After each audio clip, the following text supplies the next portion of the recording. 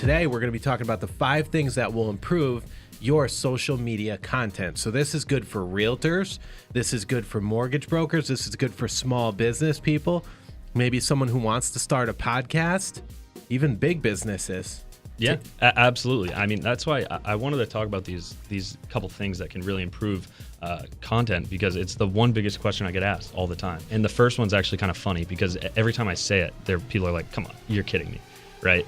Clean your lens. If you're taking content for yourself, using your cell phone to do video content, the number one thing you need to make sure you're doing right is clean the camera lens. The next thing is actually just basically getting a little lav mic or a tripod or a light to improve your at-home content. I mean, this stuff is like on Amazon for, under $50 all in. Short money. And if you're a real estate agent, it goes a long way. If you do it right, it looks like you have a camera crew. Yeah, it absolutely. Does, right? Absolutely. There's no more excuses of, well, I can't afford to hire a company to do it for me. Well, there's some really, really solid options for individuals to do it on their own and do a pretty dang good job with just some, simple tips. The last thing is repurposing content effectively, right? So you have all these awesome videos, you have, you've created all this video content, you've taken these videos. Now, you can turn that into a blog. Take that exact same bullet point, turn it into a blog, and then take some stills of those photos, and then use those for your social media content. Now you're talking about 4 or 5 different posts right there.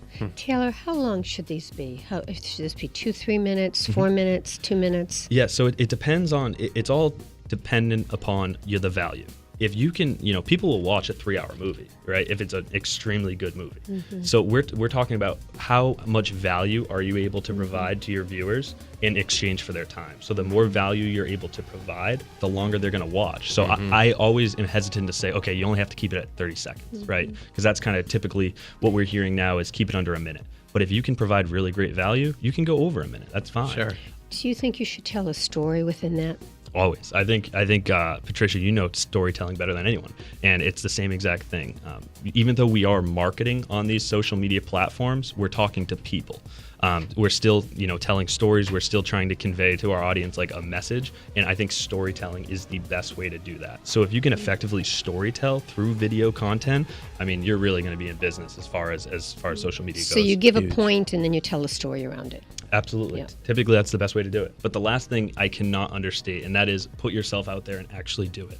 We see it all the time where people in the real estate industry are spending all this time and effort to market their business, and then they're not actually following through with it because they're scared to put themselves out there. They're scared to put themselves on video and get it out there. And I totally empathize with that because it's so difficult. If you just practice and put yourself out there, and if you say you're not good on video, you're never gonna get good on video, in my opinion. So I always say, start out small, give yourself some manageable things to work with, and really practice, because it is so important to marketing a business these days, is being able to get on camera and that sort of thing.